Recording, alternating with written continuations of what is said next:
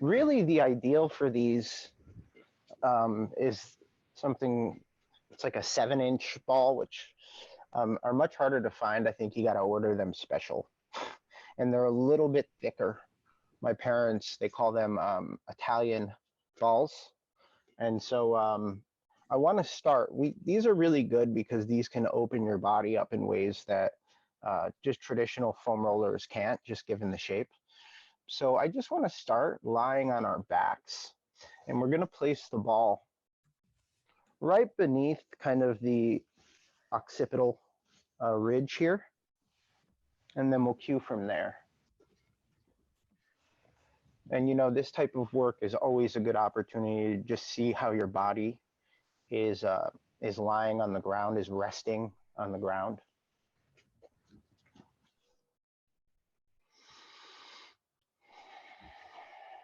Maybe notice what's happening with the neck. Is the chin hinging back? I jokingly say Pez dispensing. That's a pretty clear image for everyone.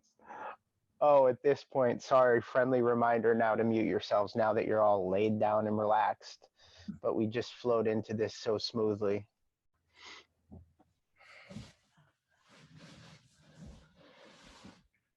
And so all I've done thus far is just started to encourage a little bit of awareness building about how the body is resting on the ground.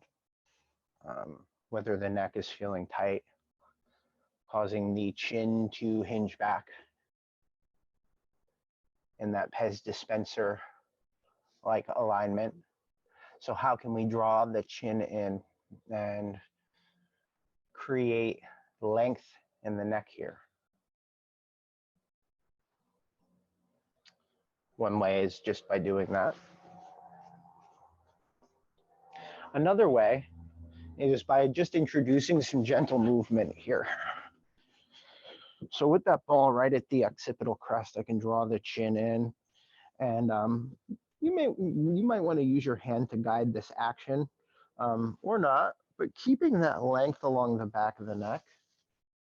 We're just going to turn the head left and right as if you're saying no emphatically. And just notice at that end range, we don't want any of that pinching in the neck, but what we might want to notice is in that end range, is there some nice opening, some nice stretching. And since we've brought movement in here, you can start to connect breath to this action. And so whether you're on a foam roller or not, you should be able to do this movement. With the ball will move underneath your head. The foam roller, your head will move on the roller. But we're still finding length and releasing these tissues just by bringing in some movement. Again, just to repeat, what the ball will allow us to do is it'll allow us to open up in places of our body a little bit more passively. And because it's smaller, because of its shape, it'll allow us to get in some nooks and crannies, so to speak, a little more. So Allison, you might just have to finagle a little bit more with the foam roller. Okay, good. Now just draw the chin in and try to create a little extra length along the back of the neck here. Breathe into the upper back. Good. And so now, the next place we're going to place this ball is actually going to be right where the rotator cuff is. So where the arm actually meets the body behind. And so a couple ways you can do that. You can just roll onto it. I find setting it up and kind of getting it beneath you, as I do this awkwardly, so that it's kind of lined up under your shoulder blade here. And so Allison, what you'll have to do is maybe bring the foam roller spine length instead of horizontal, and just kind of get your arm and the back of your shoulder over the roller. And I think what everyone will notice here is that the chest is opening a bit. I'm even noticing that my bicep is getting a little stretch. And this is irradiating, note that word, irradiating down to my forearm. Breathe deeply into this opening in the chest. And so how can we turn up the volume? With awareness, of course, using your feet. You can press your feet, namely, if the ball is under your left shoulder, you can press your right foot into the ground, lift your right hip, and just draw some of your weight down onto that left side of your body a little bit more. Now, only follow the range that's comfortable, but let's now bring the arm up overhead and down to the side. I'm inhaling up. Mountain pose, arm, horse in the arm. Exhaling down. And I don't know about you, my friends, but this feels excellent. A great way to kind of mobilize for this somewhat vigorous work that we're going to bump into in the latter part of the session. So we're really just bringing some mobility into that shoulder.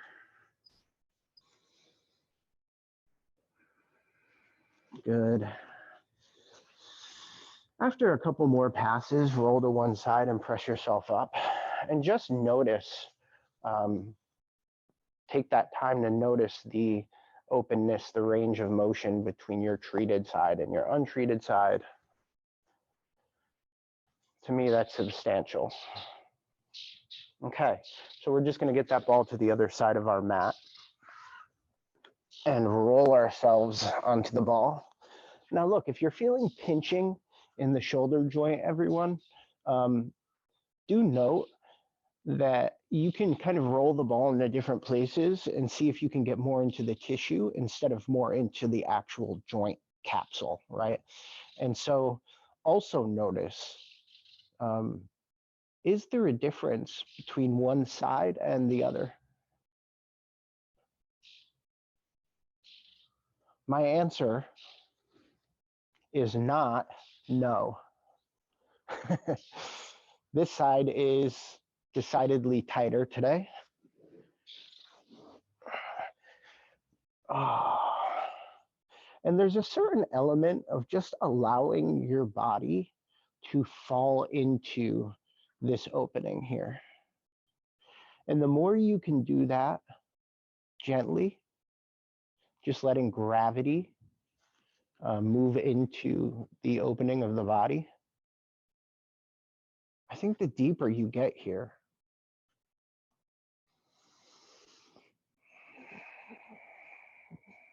Also, we all have a tendency to subconsciously load the tissues of our body. And very few of us know how to turn them off. So I've just got that up and down action in the arm here. Going to give it a few more passes. We're going to bring the ball to center spine. So basically where it was before in the shoulders, but actually middle back, I should say. So here you're going to have to use a little bit of connection, right? A little bit of awareness to keep the head up. So again, avoiding that Pez dispensing, but just trying to keep the head up here just for now. And we're going to bring in this angel arms action. Since we're between the shoulder blades, maybe now is also a good time to bring in some intrinsic core connection.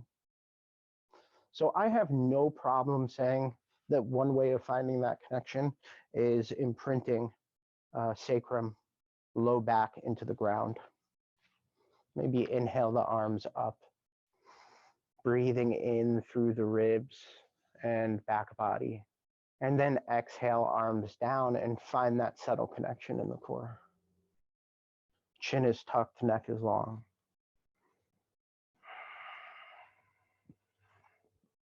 How close to the ground can you allow your fingers to float?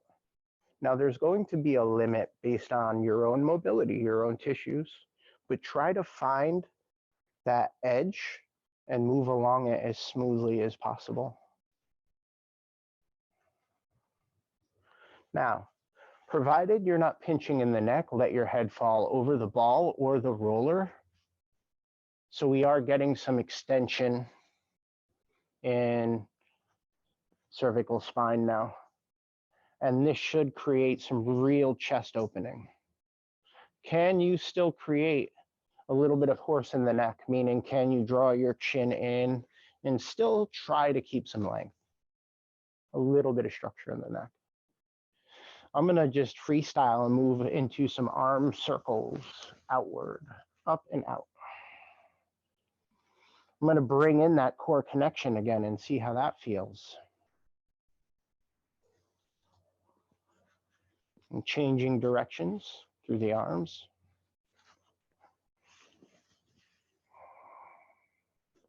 Good.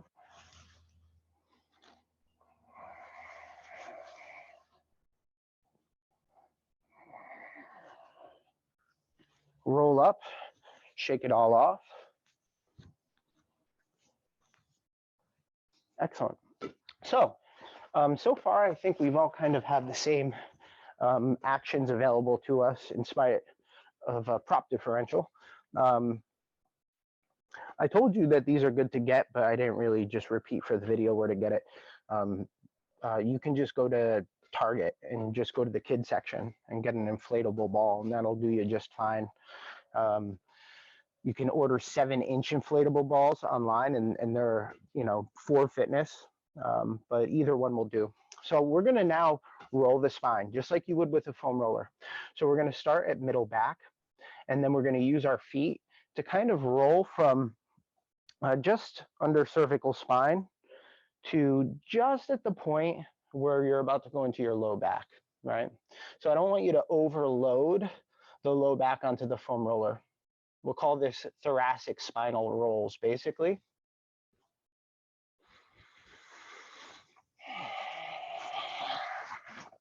I'll also be doing it if you need the visual. The ball is gonna force you to stabilize a little bit more because it's squirrelier. So if you're using the inflatable ball, the wider your feet are on the mat, the more stability you'll be able to create using your legs. The more narrow your feet are, the more of a challenge this will be. I just want to mobilize a bit.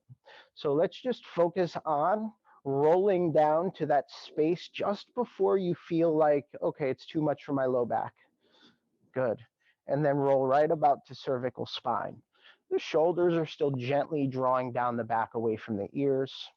The chin is tucked, the neck is long. And we're really focusing on that core connection now. Inhale, I'm pressing away. I'm expanding the ribs. Exhale, I'm trying not to catch my shirt under the ball, and I'm connecting to the core. All the way through this, I'm trying to keep my spine stable. So there really is a core connection. There is a work component here.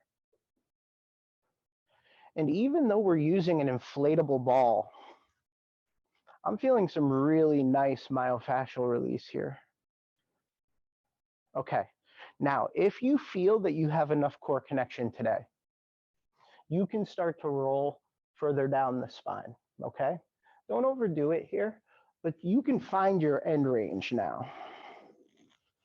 So my shirt is catching onto the ball.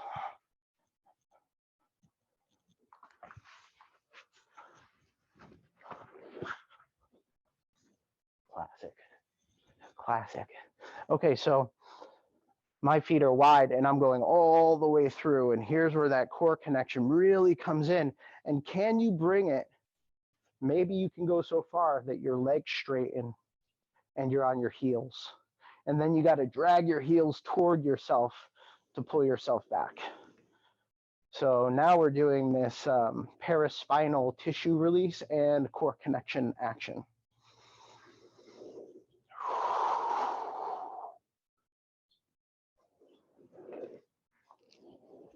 A little more work would be bringing the arms overhead, higher risk of catching your shirt.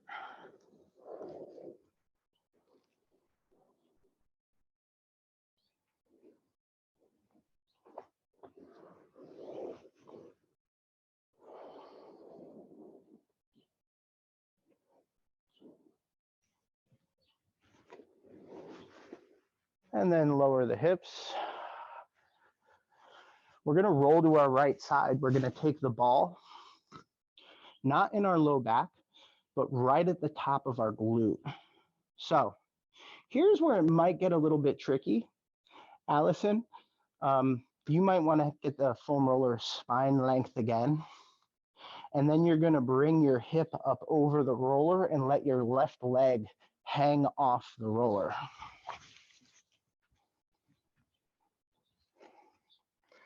Let me, I've got a littler ball. You can see that I'm going to just wrap in a pillow. That would be fantastic.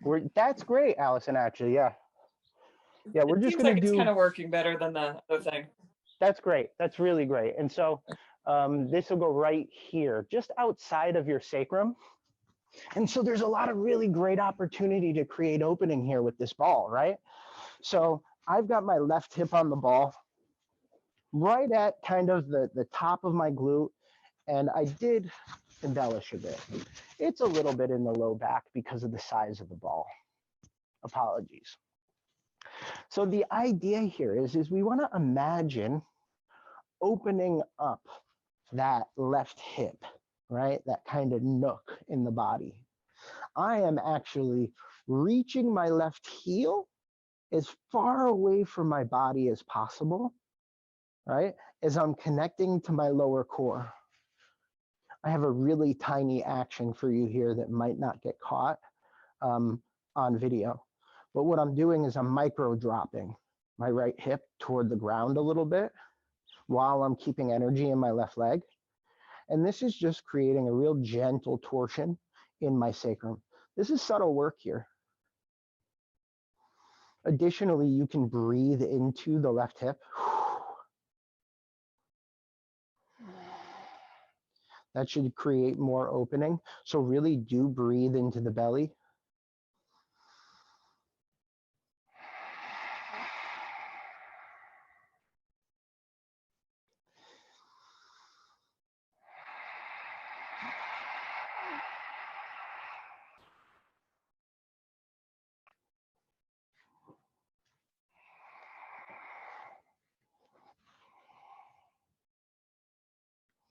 Now I'm taking my leg off the ground.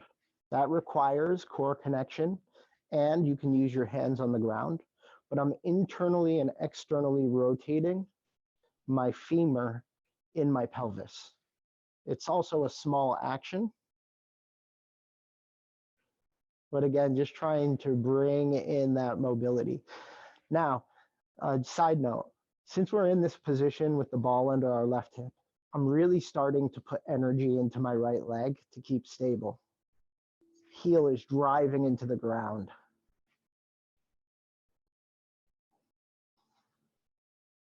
It's hard not to let this internal external rotation not dump into your hip, but can you keep your pelvis stable so that we're just doing bone on pelvis movement as much as possible.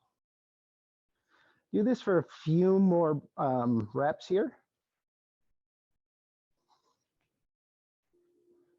And release it.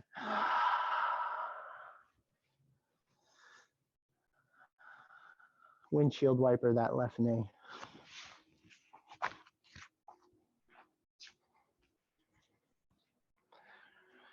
Thumbs up if you understood what we just went through in that sequence.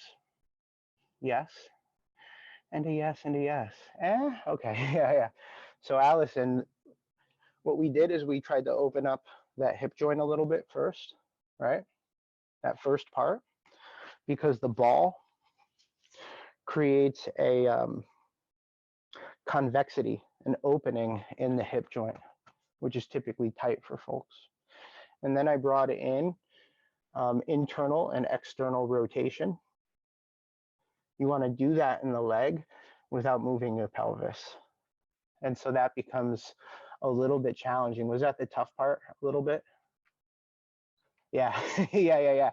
And you know, that's not a range of motion that's available to people um, without them coupling a lot, you know, without them getting their pelvis moving. So I always say if it's something that you're having trouble with, I think that that's great information to pick up because it helps inform you about what you can work on. All right, other hip. Ball's going under right hip, everyone. Beautiful. As long as it's not mental confusion, as long as my cueing was clear enough, I embrace challenge. So the ideal is right at the top of the glute. On my left side, I was a little bit more into my lumbar, but with my right side, it's actually a little bit more glute where I'm getting the optimal stretch. So there is a little bit of wiggle room here. So we're bringing in that cat connection in our core, right? That subtle core connection. My parents call it tailbone to belly. You're drawing your tailbone toward your belly. And then we're just going to use that opening provided by the ball. It's subtle to try to reach the bones of our heel, the bone of our heel away from our pelvis.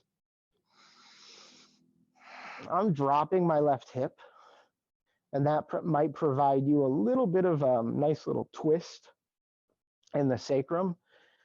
And when you drop that left hip, it might give you a little bit more opening in the right hip.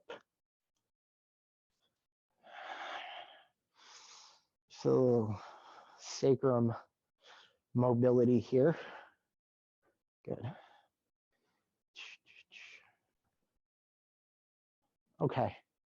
So just a couple more of these micro hip drops while reaching your right leg, that's the ball leg, away.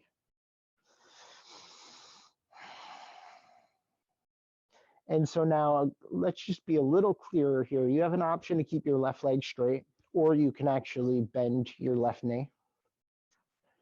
You're going to now float your right leg straight. Your right leg is in mountain pose, straightness. And we're just going to work on external rotation in that leg and internal rotation in that leg without moving the pelvis. So the pelvis is stable and the femur bone is mobile. You might have a good amount of external, folks do. Internal might be a little bit tougher.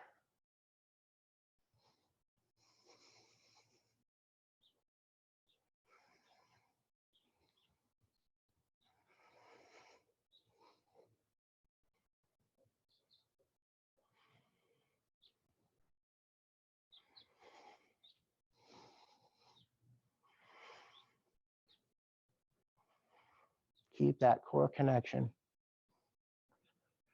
Release the leg and windshield wiper it. Now let's bring that ball to just where the sacrum is. So it's directly beneath the sacrum. You can bring the feet wide and we're just going to lay over that and just feel that opening in the belly. A little whisper of a core connection is good. A little bit of that tailbone to belly. So you're drawing the tailbone down slightly to open the low back a bit more. Bring a little cat in the low spine, a little flexion, that is. This is passive. And maybe you can just rock your hips left to right. Drop your left hip, drop your right hip. Ooh, it's cool in the mornings, but that sun is hot here today.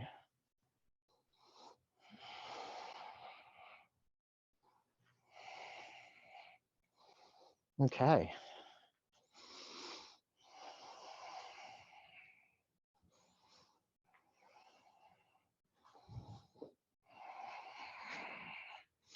All right, feet flat on the ground. Lift off the ball, windshield wiper the knees real quick.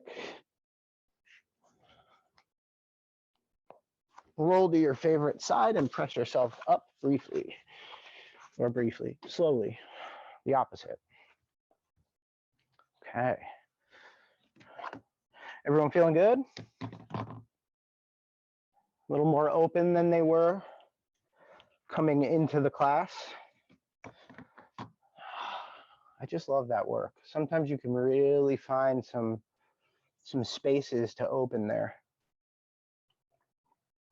Okay, so I want to, today's class is a transitions class. So there are transitions that we encounter in our practices that I just want to focus on and emphasize. And I'll do this type of class from time to time. So we're going to go with just a movement through Sun Salutations A and B. Since we got the joints warmed up, it's time to get the bodies moving a little bit on a global level.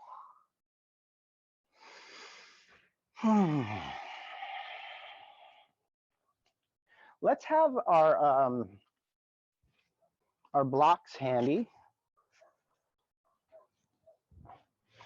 Place them right at the top of the mat. Good. And then we'll find our Tadasanas when you're ready. So let's go hip width with the feet. We'll find our best Tadasana, our best mountain pose. Mountain pose is going to serve us handy as we move through Sun Salutation A.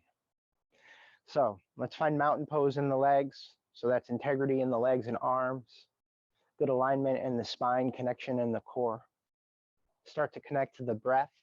Start to develop that finer inner awareness. Slowly, not just bringing your arms up overhead, but reaching your fingertips out as far as you can. Bring your arms high overhead. Maybe notice if your ribs are flaring and draw them in. We don't want to change anything in the body except the arms themselves. Take a couple deep breaths here into the shoulder blade spaces. Exhale, reach the arms out and down as you start to bring yourself into a hinge position, which is mountain pose, bent solely at your waist. How much can you reach the crown of your head away from your tailbone? How much can you reach your heels away from your sacrum? Are your ribs flaring here? Maybe scoot the blocks over if they're in your way and carry that hinge down to our active end range front bend. Chin tucks the whole way through. Direct your gaze at the back edge of your mat and reach your fingertips as if you're trying to touch the back edge of your mat. Keep your weight on the fronts of your feet if they're shifting back. A couple deep breaths here. This is our active preparation for our standing front bend. Take the ankles, passive end range, standing front bend. The breath advances the stretch. The in-breath advances the stretch outwardly. The out-breath advances the stretch down. Inhale to a low hinge position. Place your hands on the mat. And then we're just going to step back to our plank position. Couple tips here, index fingers parallel to one another. The elbow pits, that's the soft part of your arms, facing forward, shoulders down the back. The legs are as straight as possible. Can you press your sternum away from the mat, even if your spine rounds a little bit? Now, we're going to shift on our feet. We're going to point our feet. You could drop your knees if you need to. And as we lower down, I want you to rub your ribs with your elbows for chaturanga. Drop the knees. And now let's take a baby cobra. We're straightening our legs. Good. So this is mountain pose legs with pointed feet. All 10 toenails are on your mat. You're going to connect to the core. You're going to bring your hands to your low ribs. Your low ribs. Squeeze the elbows in as if you're trying to get them to touch one another. Draw the shoulders down the back, and then direct your gaze about 2.5 feet in front of your mat.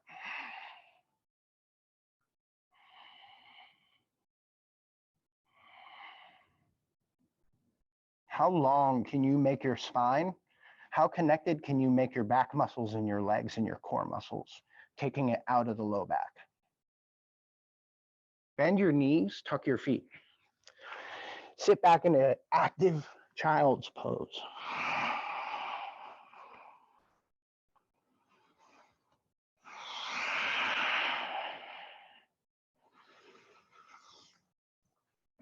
Connect the balls of your feet to your mat. Root the palms of your hands into the mat with the index fingers parallel to one another, like they're on train tracks. Pressing the balls of the feet into the ground, we're going to lift our tailbone high for downward facing dog.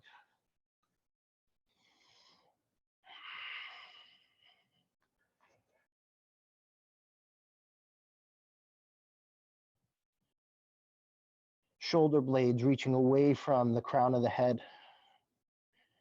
If possible, the ears are aligned with the upper arm bones. And can you pick your favorite leg?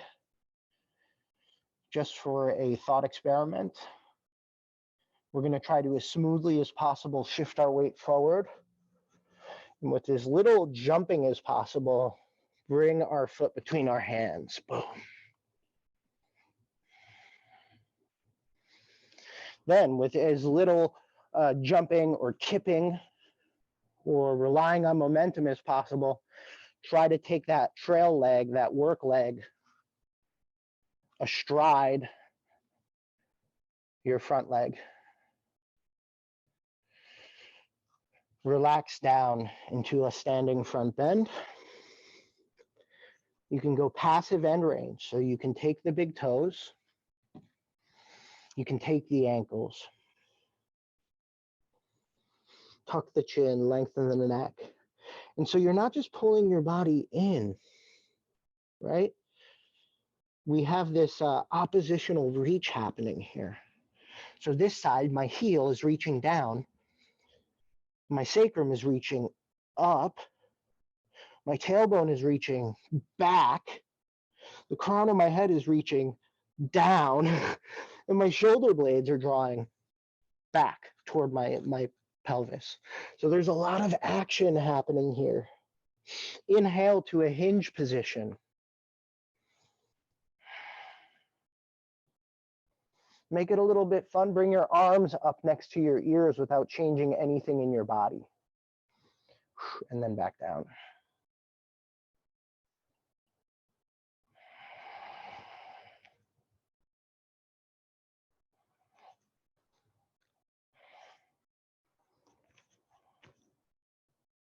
Now, let's squeeze our glutes. Let's bring the energy of our legs toward one another and come out of that hinge. Raise the arms high overhead. Bring your hands to heart center. Finding our Tadasana. Shake it all off for a moment.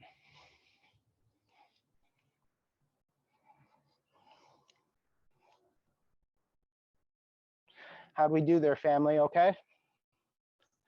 Good, awesome. Yeah. All right, cool. Now we have a functional Surya Namaskar B, right? And so this is Sun Salutation B. Focusing less on the warrior aspect, but of course, more on the lunge, right? The lunge aspect. Now, there's a couple of things I want you to just pay attention to as we move through these. The chaturanga, right? We talked about that a little bit. See if you're feeling that in your joints or in your spine. Good, Allison. Yeah, see if you're losing that sense of stability and smoothness in the action. And as we're going into chaturanga, keep that at 90 degrees in the arms. Try not to go too much lower. When we go into our lunge from our downward facing dog in Sun Salutation B, you'll know when it's happening. We want to focus on bringing our foot between our legs as smoothly as possible. We're going to deconstruct these after Sun Salutation B. So, but I just want you to pay attention to what's happening in the body in those two places, okay? So the transition, chaturanga, and the transition of bringing your foot between your hands from downward facing dog to lunge. Okay, a little coffee. So notice I haven't really cued any props. The blocks are good to have just if you need them, but I haven't cued any props and I'm really not trying to deconstruct here. So let's just move and just try to pick a couple of things to focus on, right? That mountain pose, connecting the breath to the action. Take a moment to find that mountain pose connection. So that's hugging the muscles of the legs and arms to the bones of the legs and the arms. Finding that core connection, that connection in the shoulder girdle, all around the shoulder girdle. And a general feeling of elongation.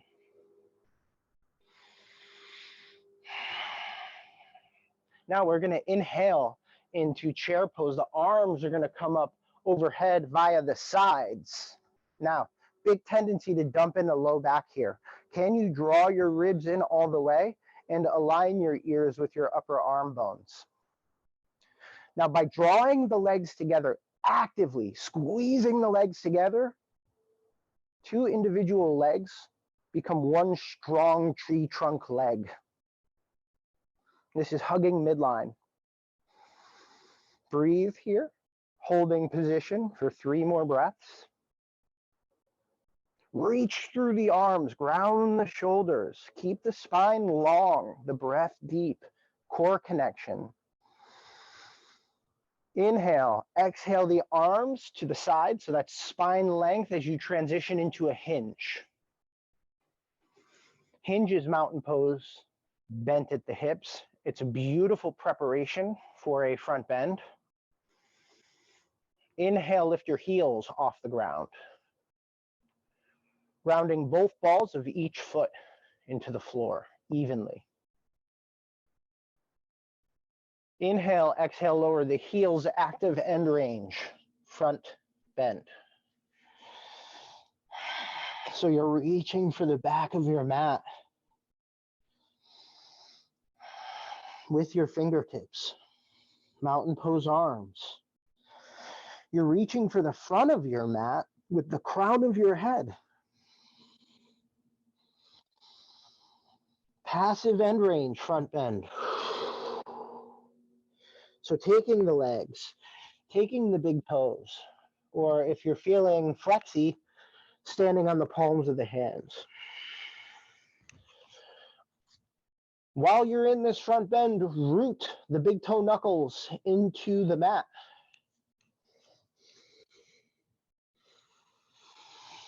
Now inhale, we're going to create this quarter hinge in the spine, or quarter mountain pose. Place your hands on the mat. And now let's just maybe, instead of stepping back, I'm going to invite you to try to jump back, but do it slowly. Do it with control. So how can you mountain pose your arms, connect to the core, and press your palms into the ground as you gently extend your legs back? Boom. We're in this plank position. You can assess your position, get the index fingers parallel. We're getting the elbow pits forward. So that's external rotation in the arm. And again, what's our MO here? We want to rub our elbows to the sides of our ribs. Why?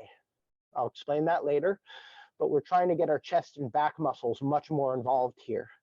So we are in mountain pose. A plank is mountain pose. With chaturanga, whether your knees are down or not, we're trying to carry this mountain pose shape until our arms are at a 90 degree and our elbows are squeezing at our side. Boom, we're there. Use the back, use the chest, use the legs, use the core. Squeeze the elbows to the sides. We're hugging the midline again. Drop the knees. Lower down. Let's find baby cobra again. All 10 toenails on the ground. Kneecaps hugging the legs. Core connection. Shoulders down the back. Spine elongates. Now, let's just play with lifting the hands without changing anything in our bodies. You can lift them for a breath and put them down.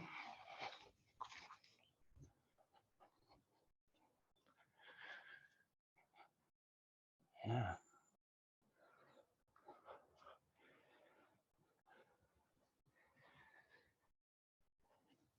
Beautiful, everyone. A couple more breaths here.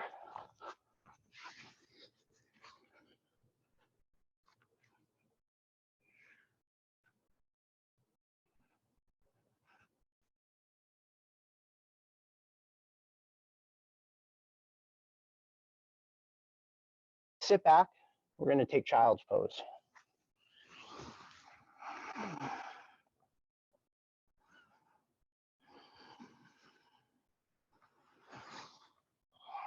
From here, we're rerouting the palms of our hands into our mats, the balls of our feet into our mats, and lifting in a downward facing dog.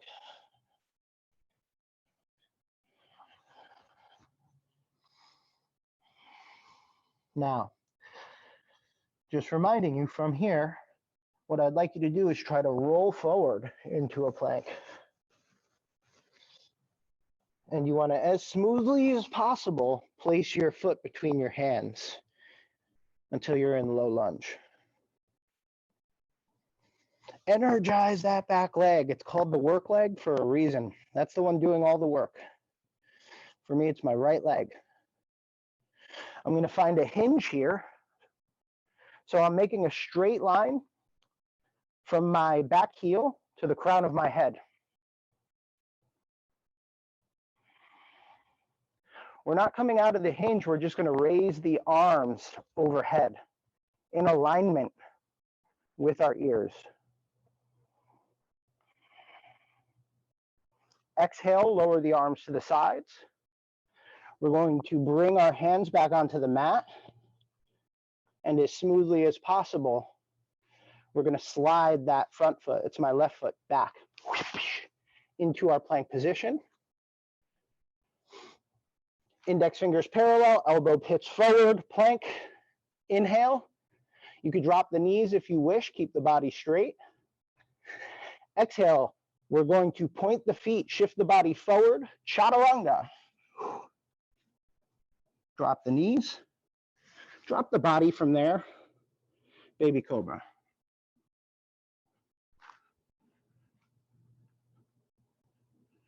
All 10 toes are on your mat. That's internal rotation of the legs, core connection. Even though you're in this spinal extension, what happens if you pull your ribs in? Float the hands off of the ground without changing the camber, the angle of your spine.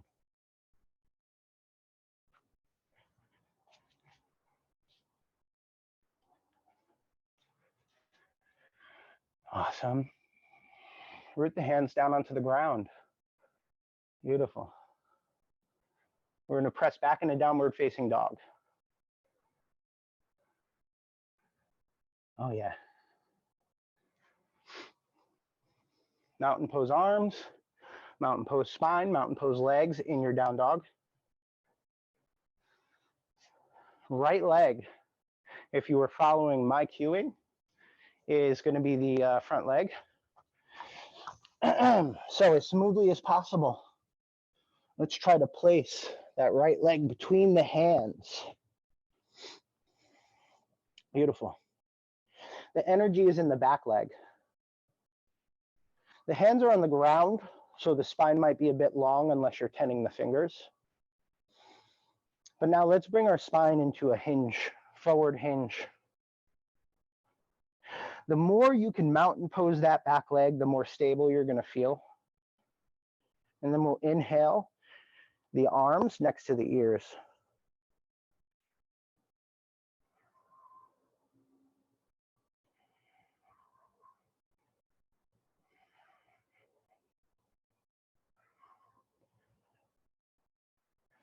And definitely check your position, because even I was a little too far forward. I just caught myself there. Keep the spine long, but we're hinging forward.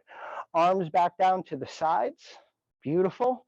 We're going to place our hands down on the mat. So we'll go into this a little bit more, but what you want to try to do is reach the middle back toward the ceiling and press your palms into the ground as you slide that right foot back. Bang. That's why that planche push-up, this action is so important. Good. Drop the knees or keep the body straight. Point the feet to shift your weight forward. Chaturanga, elbows at your side. Mountain pose in the body. 90 degree in the arms. Squeeze the elbows to the side. Drop the knees. Woo! Lower the body. You can take an upward facing dog or a baby cobra if you wish. So up dog. There is a lot of energy in the legs. They're straight. There's a commensurate amount of connection in the core muscles. We want to do our best to completely avoid dumping into the low spine or the sacrum here. Chest is open. The wrists and shoulders are stacked. And we're keeping the spine long and trying not to hinge through the chin. So all this extension is happening middle upper back.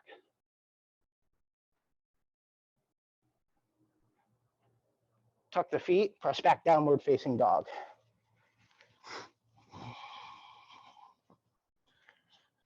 So you might remember before I told you to step forward with your favorite leg.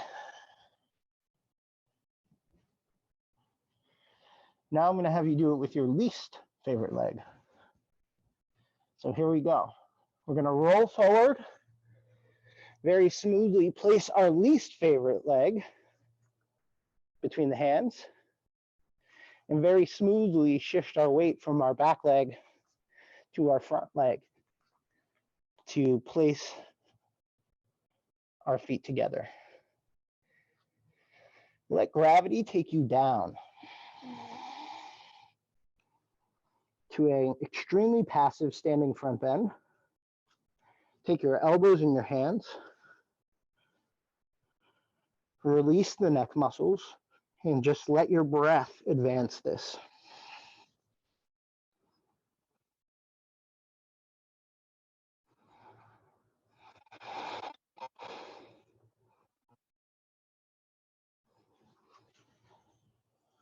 Draw your legs together. Sit your hips back into a chair pose. Arms forward here. And remember, we're squeezing our legs together. We're avoiding going too much into the low back. We're drawing the ribs in. Bring the arms up next to the ears. Draw the ribs in. Squeeze the legs, press your feet into the ground. Bring your arms to your sides for Tadasana.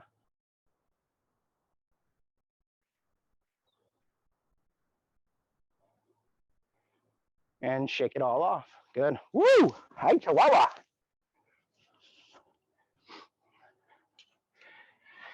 It's like 60 degrees in the shade, but it's like 100 degrees in the sun.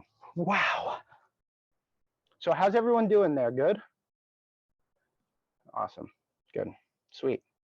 So let's see.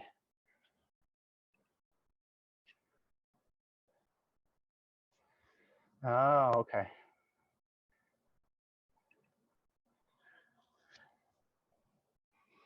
All right, so Allison, I just saw your message.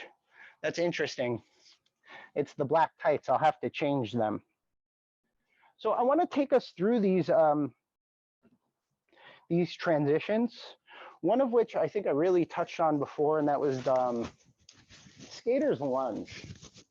And so this is less found in Sun Salutations, but we encounter it a lot in our practice for stepping back. So in a preparation, when we're in mountain pose, a lot of the time we're going to step back to a lunge or a warrior extended side angle archetype, or a triangle archetype, or wide angle archetype, right? And so that was not mindful, that step forward. The whole key here is to find as much mindfulness in every action that we can in our practice. Because these types of movements, although strange, are movements that we may not encounter frequently, but when you are doing something like this, like stepping backward down a hill, it's really important to learn how to use control with your core and your front leg.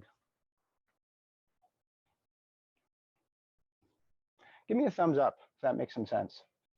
Yeah, cool, awesome. So let's take a block in our hands.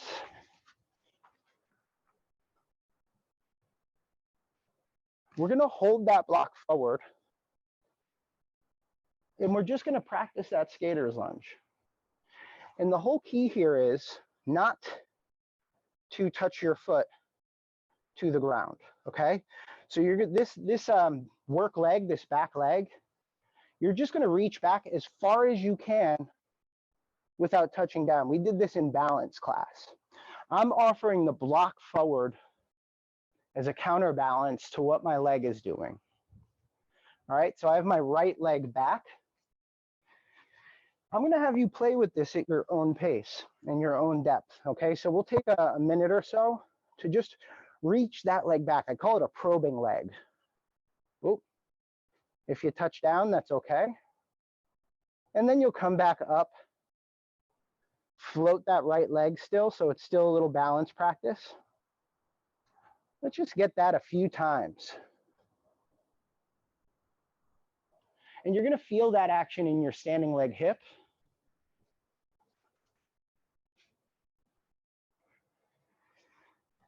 Good, and we have energy in those arms. Maybe consider squeezing the block.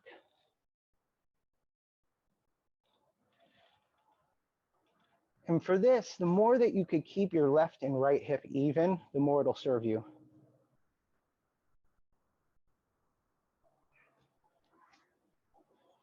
Just a couple more times here, and then I'm gonna add something.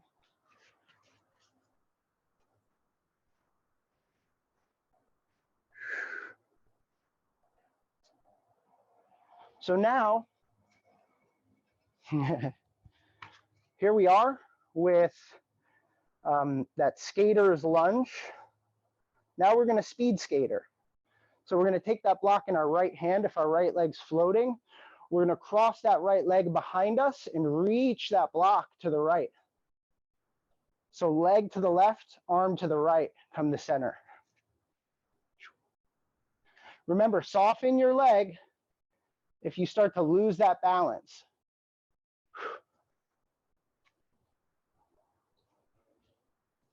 And so the more you can reach the right arm, opposite the right leg, keeping that hinge and core connection, the more you'll sustain some balance. Boom.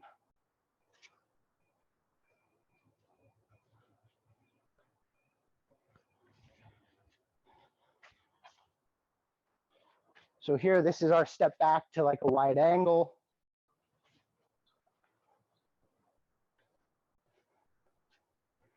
Couple more tries.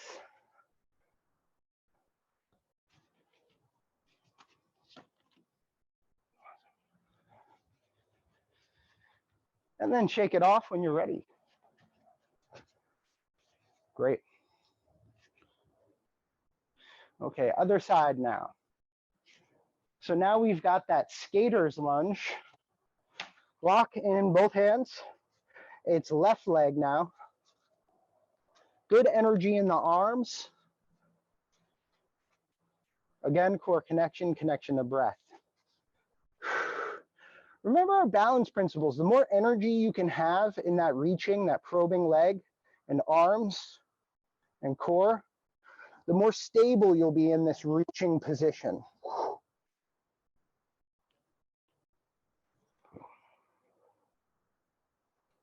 We're just reaching that foot back.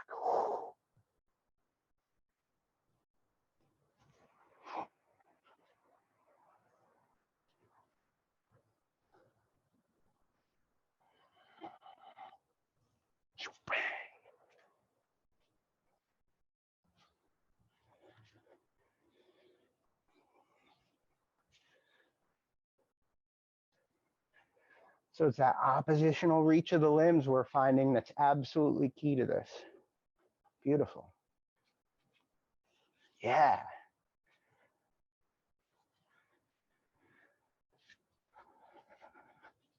All right. So we know what's next here. So now we're working that, what I call the speed skater's lunge, right? Block is in left hand. Energy in all your limbs is great. A little bit of softness in your standing limb is key.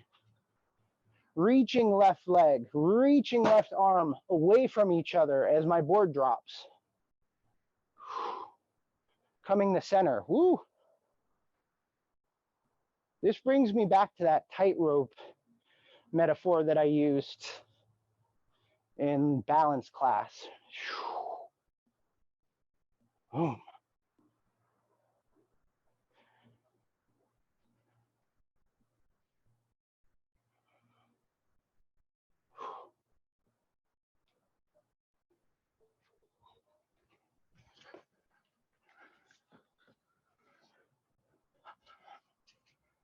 Beautiful.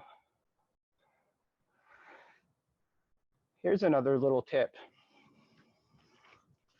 Scissor the legs past each other, so squeeze them actively. And that'll help you connect to your core a little bit more if you can find that action. Give it 1, 2 more tries.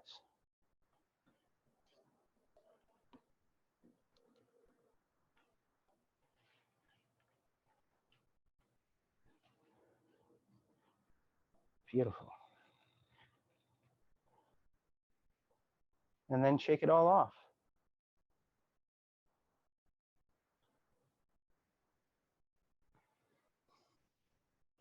All important leg work here. So chaturanga is next. It's my favorite, you know? So so all right, I have a deconstruction. It's one of my favorite deconstructions, and maybe I'm blowing it up a little bit too much. Aline, do you have a question? No, you're good? Okay, cool.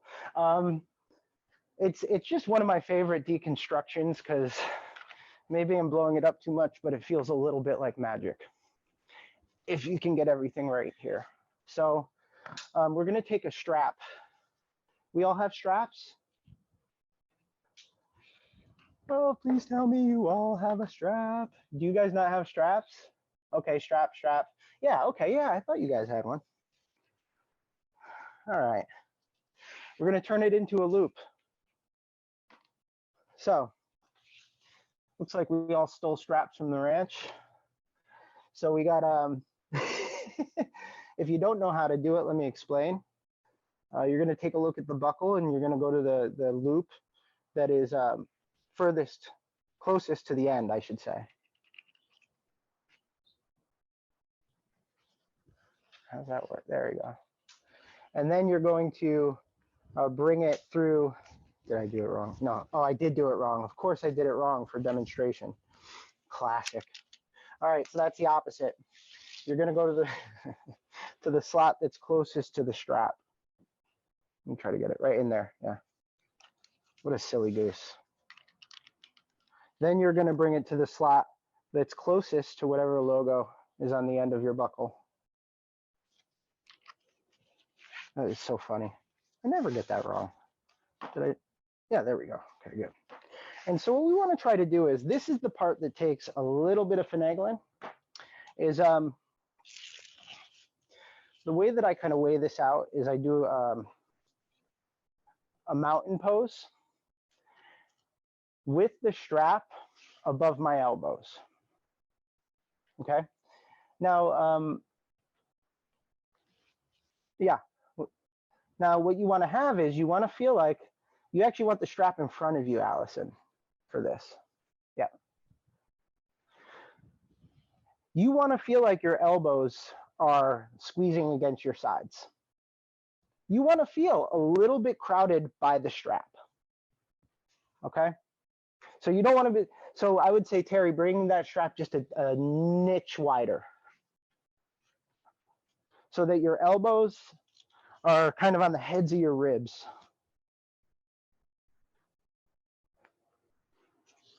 A little bit more narrow than your mountain pose. See, this is the kind of, everything is contingent on this, no pressure. Yeah. Yeah, it looks like you're pretty good there, Terry. Yeah. Allison, you look good there. Yeah. Helene. Yeah, maybe an inch wider, Helene. Let's see how that goes for you. It's worth it, I promise, if you haven't done this with me, or if you haven't done this with anyone.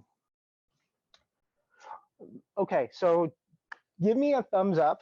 I'll be a kind of weird one. Give me a thumbs up if you know that doing a plank is mountain pose. It is. Plank is mountain pose in the body and in the arms. Even though your orientation is different, if you're looking for the connections in your muscles and what your alignment is, it's basically mountain pose alignment, right? Yeah. You get that, right? I've said that before, but I know it's a little obtuse, but yeah, you're just, even though you're facing the ground. Now, chaturanga, all that is we're trying to carry that mountain pose in the body straight down without really changing anything in the body, without dipping into the low back, without dumping into the shoulders. We want all of that load to be spread evenly through the legs and the core and the back. Let me explain what this strap is going to do. We're going to do a plank, and then we're going to lower down into chaturanga, and our body is going to hit this strap at some point, and it's going to pull our elbows into our sides, and it's going to force us to stop our body in chaturanga. But the weight of our body, friends, is also going to get you to pull your elbows in. That acrobat's curl that I've mentioned so many times, or a couple times in class, this action, all right? And that's when you really feel like, oh, it just got so much easier. So once you can do that without the strap, then you'll understand that chaturanga isn't so effortful. It's just the whole body working together. This will get you closer. So this is a way to make chaturanga, quote unquote, easier.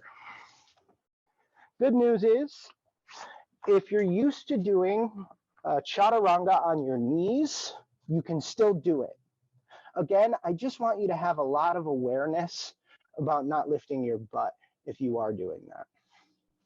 The same rules apply. We want our index fingers parallel to one another. We're going to try to get our elbow pits forward. Yeah. We're going to draw the shoulders down our back. I'm in all fours still. Then I'm going to set up my plank by straightening one leg, straightening another leg, and bam, I'm in plank. We're making our leg strong. We're drawing our shoulders down our back, and we're using our core. Then we're going to point our feet, and we're going to start to bend our elbows back. Our body's going to hit the strap, and voila, that strap is going to embrace us. Keep your legs strong and your core connected while you're here. Press up, lower the knees, and sit back. I got to take a poll. How'd that go for everyone? You can, questions? Pulls back. I have a question. Adam, Sure. Yeah. is the strap above my elbow or below? I said that way at the beginning and I should have repeated it. Sorry. Above your elbow. Okay. It's going to feel like a little bit of movement. It's, it doesn't feel like you're traveling a lot there, but really what I'm trying to get is that end range. So when you go up on your toes and roll over them? Yeah, you actually are trying to lift your sternum over the strap. We're going to do it again. But from the perspective of your plank, you want to ideally try to get your sternum past the strap a little bit. Okay. So does that You mean do- roll your toes? Roll over. Yeah, and the way you do that is by rolling on your toes. Yeah. Okay, so let's boogie, boogie, woogie. We're going to do this consecutively. Now is the time, if you feel like, you know what, it was too tight, now is the time to adjust your strap a little wider or vice versa. I like to set up these planks in isolation, excuse me, via all fours once again. That way, fingertips parallel. We're working on a little bit of external rotation in the elbows as much as the strap allows here, shoulders down the back. Core connection, breath connection. Straighten the leg, straighten the other leg. Keep the ribs lifted. This is a planche plank, so we're reaching our middle back toward the ceiling. Take a couple deep breaths here. And then we're trying to get our sternum up over the strap by straightening our ankles or pointing our feet. Elbows go back to lower down. Then the strap will do that work for you. Place your weight into the strap and it'll pull your elbows into the sides. Press up, bang. Keep the ankles and feet pointed, lower back down, boom. So the arms are pretty close to a 90-degree here. Press up, bang, planche plank, down. Press up, bang, down. Rinse, wash, repeat, bang. Take a little bit more time and just, again, we're emphasizing those elbows, boom, going right into the sides. Acrobat's curl.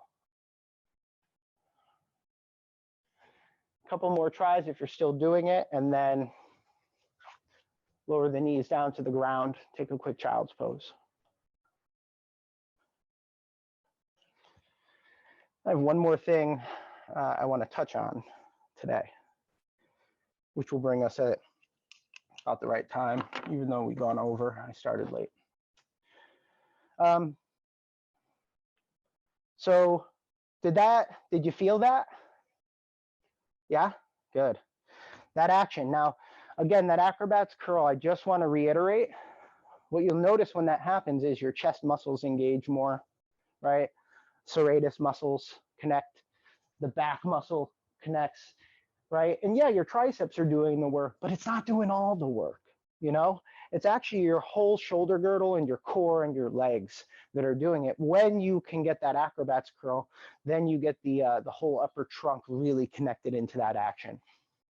Great. And if you just use that strap for your chaturangas, I'd say after a month or so of practice, your chaturangas without it will feel so much stronger. All right, so another thing that I mentioned, but I don't think I really emphasized. Another transition that we find a lot in flows and definitely in our sun salutation is changing our position from plank to lunge or stepping forward from a plank position. And so the one thing that I really want to point out is this low lunge, this Anjaneyasana, right? If you watch the angle of my body, I mean, there's some small changes, but technically a low lunge and a plank are practically the same action. So you don't really want any change. This is ideally aspirationally. You don't want any real change in the upper trunk as you transition from your plank to your low lunge or vice versa. Right? Bang. Were you able to see that when I did that? Yeah? Good. And so by trying to go for that smooth transition from a plank to a low lunge, what we're also doing is we're encouraging connection to the core. So instead of momentum to get you there, we got our blocks. We'll place them at the front of our mat. So you can designate the height of your blocks based on how easy or hard this action is going to be for you. If getting your feet between your hands is really tough, you want to go a little bit higher with the blocks, okay? And again, just the whole idea here is, you know, and Helene and Terry, you know what? You guys can keep each other honest, right? So since you're both in the same room. But the whole idea here is we're using the blocks. Even if you could do this without blocks, when you use blocks, you're giving your shoulders more space and your leg more space to travel into this position without kipping or coupling. So here's the sequence. We're going to hold plank. Just watch real quick. I'm going to have you go into this crane plank, which is knee up to sternum. And then all you have to do is unhinge your leg. All you have to do. But that's the action. Unhinge your leg. Find your hinging lunge. Bring it back down. And then we're going to lift our knee up into our chest. Energize our back leg. Boom. And go back to our plank seamlessly. If you can't do that with the height of your blocks, lift them a little bit higher, yeah? And then if you're still having trouble with the highest level, then use chairs, yeah? So here we go. All fours position. Set up your conditioning so your index fingers are parallel. Now we can really externally rotate the arms so that the elbow pits are forward. Straighten one leg in a mountain pose, straighten another leg in a mountain pose. The left leg is going to be the travel leg. So now we're going to bring that left knee right up to our sternum. Boom, as high as you can. That back leg, it's our right leg. That is strong, strong, strong. And then you're going to unhinge at the knee and try to carefully place the foot between the hands. Keep breathing deeply there. Spine is long, and then the hands come off the block and nothing changes. The arms come down to the sides in our hinging lunge as we draw that back leg kneecap onto the leg. We're going to place our hands back on the blocks. Bring your attention to your left knee. You're going to draw your left knee up into your left shoulder, maybe catting the spine a little bit to do that. Bang, energize the leg. Extend that leg back into plank. Sit back into child's pose. Just kidding, roll forward. All fours. Straighten the right leg strong. Straighten the left leg strong. We're in a good solid plank position. Right knee is going to be the travel leg. We're going to bring that right knee right up to our sternum. You're aiming that knee for the space where you want to land your foot. Unhinge that leg. Place it quietly between your hands. Take a moment to energize your back leg, core muscles. Elongate the spine. Lengthen the arms at your side for our low lunge, hinging lunge.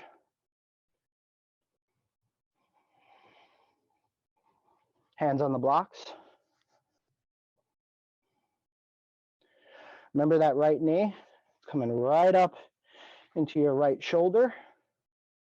The shape of the right leg doesn't change yet. Boom. Close the right leg now and straighten it out in a plank position. Drop the knees. Child's pose.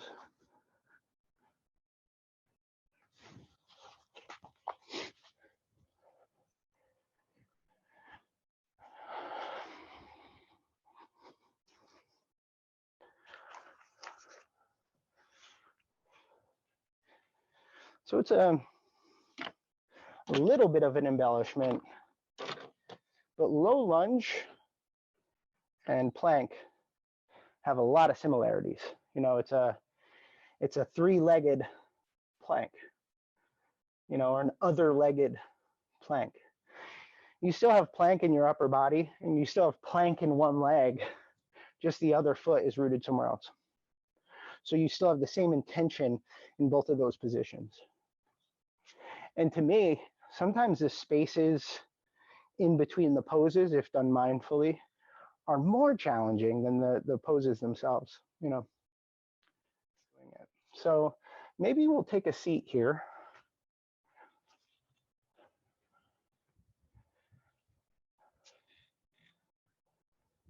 And if you have time, I'll take you through a little Shavasana from a seated position. Bend your knees and flatten the feet on the ground in front of you. Yeah, maybe take the block out from under you if you're sitting there. Sorry, Terry, I'm going to be a bit of a rascal. Place that block, if you do want to use it, between your thighs. We have one more transition that we just kind of stumbled into here. This is our seated to supine transition, yeah? So the idea here is we're going to put energy in the arms and in the spine if you're taking this transition. Yep, this is a radiation in the arms. And all we're going to do, we did this last class, is we're going to lay one vertebra at a time on the ground from the tailbone all the way up to the crown of the head as smoothly and evenly as possible. It's a roll down or a yogi roll.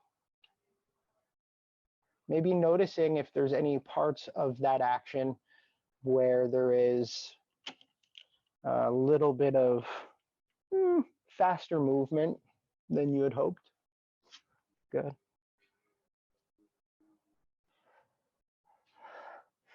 And then once you're on the ground, you are home. You can release the block.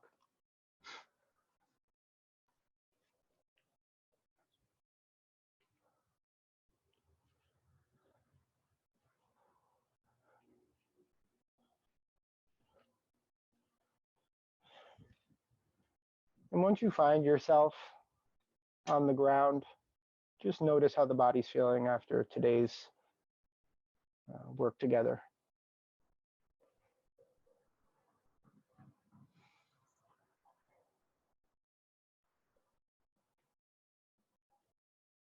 Notice where there is sensation of strength.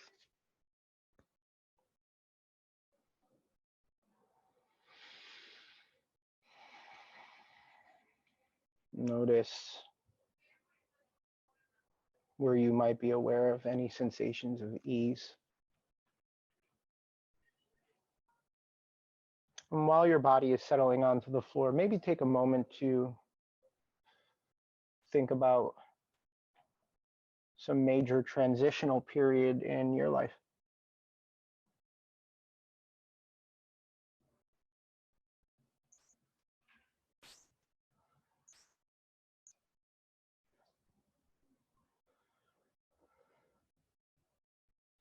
I could think of a couple.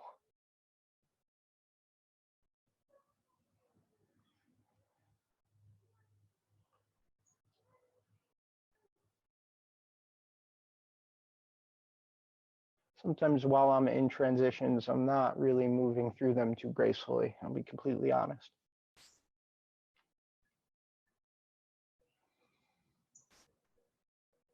But it's within these transitional spaces that change of state can occur.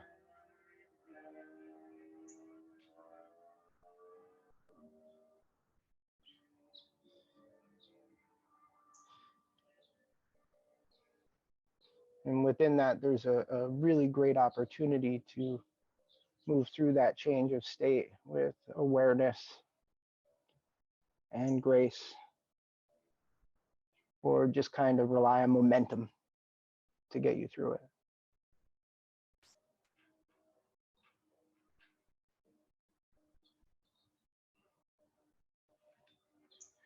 And so these poses and actions are just beautiful allegories for these broader themes that happen in our lives.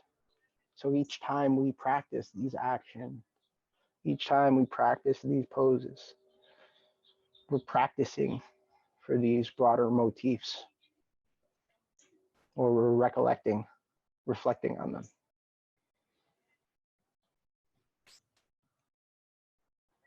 This to me is why movement is meditation.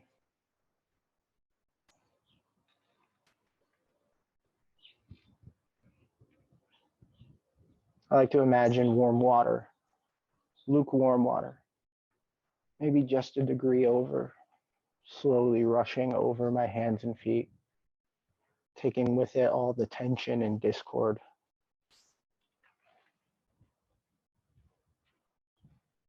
And as that tension and resistance in the outer ends of the body, as it's being washed away, that sensation of ease and cleanliness starts to irradiate and travel toward the middle of the body, up the wrists and the ankles, musculature of the calves and forearms, the hamstrings and the biceps and the quads and the triceps. The abdominal muscles sit still and relaxed, like the glassy surface of a pond. And the ribs release out and down into the floor like the roots of a tree.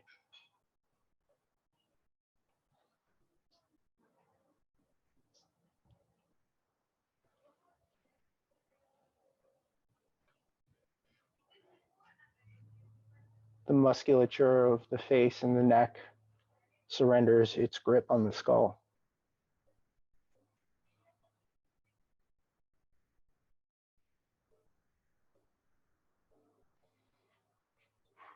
The ears relax downward and back.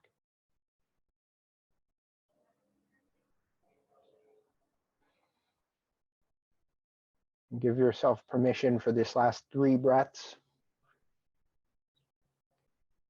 to just trust the ground beneath you fully and completely.